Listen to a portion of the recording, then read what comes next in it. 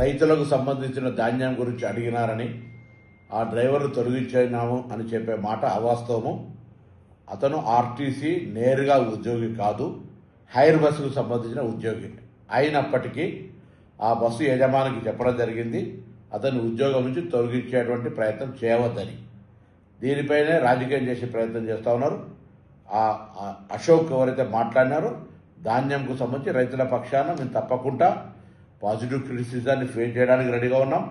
మేము ఆ యొక్క పాడి ప్రొక్యూర్మెంట్ మీద ప్రభుత్వం మొత్తం యంత్రాంగం అంతా పనిచేస్తూ ఉంది. అనుకోనంత పంట రావడం వల్ల కొనుగోలు కేంద్రాలు పెంచి ధాన్యం కొనుగోలు చేసే ప్రయత్నం చేస్తున్నాం. లారీలు ఇతరత్ర అనేక రకాల అంశాలతో ముడిపడి ఉన్నటువంటి ఈ పరిస్థితి, గోడౌన్లు, కేంద్ర ప్రభుత్వం సరి అయినటువంటి సహకారం లేని కారణంగా ఇటువంటి అంశాలు జరుగుతున్నప్పటికీ ధాన్యం కొనుగోలు ప్రక్రియ క్రియాశీలకంగా చేస్తూ ఉన్నాం.